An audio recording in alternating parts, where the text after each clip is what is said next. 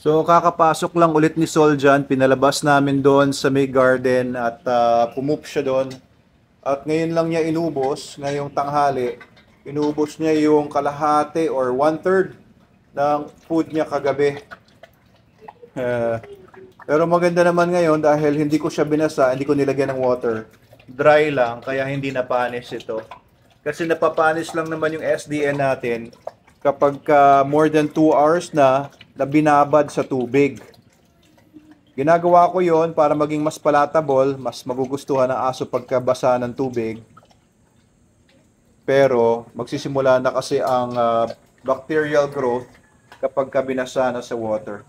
Ayan, sinimot naman ni Sol. Mamaya papakainin ulit to ni Ate Annalyn ng 4 o'clock.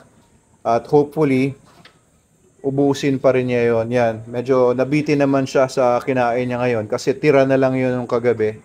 Siguro mga 150 grams yon kinain niya ngayon. Oo, nagutom siguro siya dahil nagtatatakbo siya ngayon lang. Ayos. So nagre-recover na rin naman siya. Ang poops niya kanina ay buo naman.